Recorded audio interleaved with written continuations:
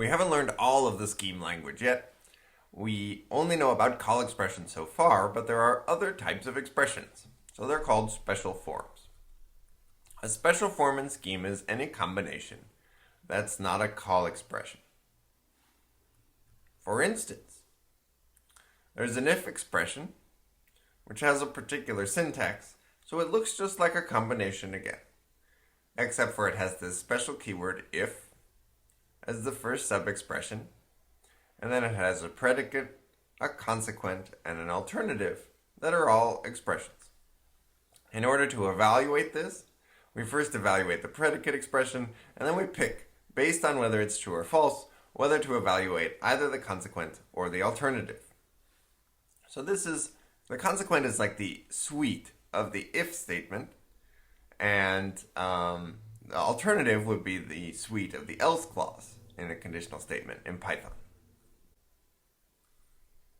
And or are also special forms because while they have a bunch of different expressions that we're going to combine logically, they might not all get evaluated because you can figure out whether the and of a bunch of things is true or false without evaluating some of them.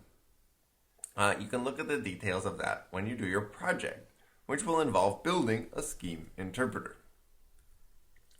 An important special form is how we bind new values to symbols, and that's with define. So we define some symbol to be the value of some expression. In order to do that, we evaluate the expression and then bind it to the symbol. So if I define pi to be 3.14, then I can use pi the symbol in future expressions. So the symbol pi is bound to 3.14 in the global frame. Yes, Scheme uses the same model of environments that we've been using in Python. You can also define a new procedure with a define expression that has a slightly different syntax, so you know you're defining a procedure when after define there are parentheses. And this combination is not a call expression. Instead, it gives the name of the new procedure and then its formal parameters. And then after that, we need the body. So how does this look? Well, an example is that we can define the absolute value procedure, which takes in some argument we will call x. And every time abs is called, it evaluates this body expression, which says if x is less than 0, then we return negative x, otherwise we return x. So this is the predicate, consequent, and alternative of this if expression. And if I take the absolute value of 3, I'll get negative 3, I'll get 3.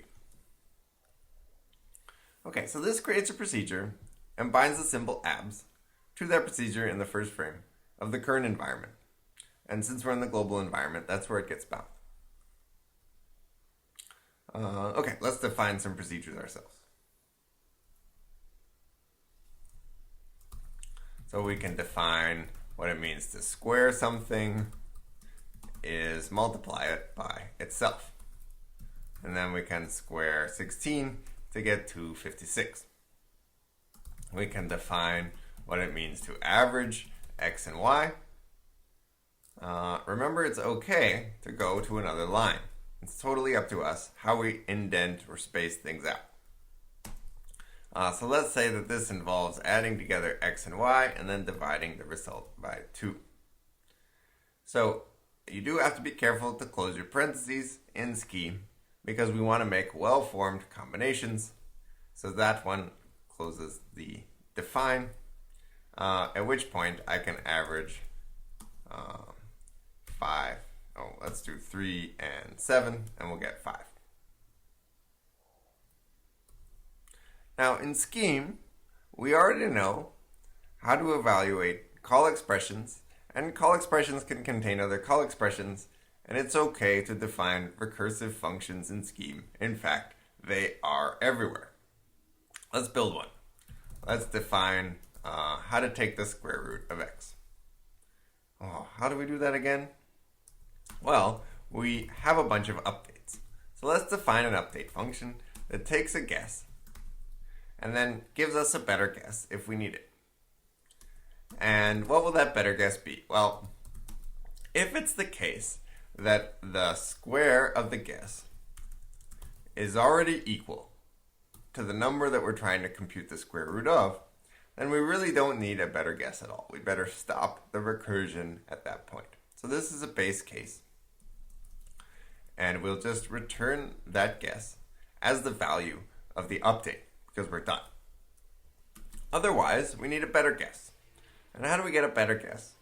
Well, we'll update something that's even more useful than what we had before, using the Babylonian method that was invented many thousands of years ago, where you can have a better update to the square root of x by averaging your current guess and what you get when you divide x by your current guess.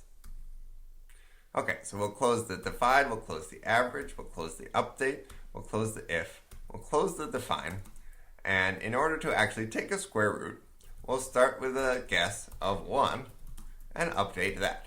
And update will update it again until the square of guess is in fact x. Close the define, and now we can take the square root of 256 and get back 16. So we've used a lot of features of the language already. We have square root defined here.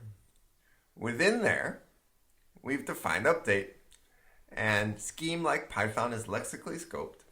So within the body of this inner function, we can refer to the name x, which is a formal parameter of the outer function.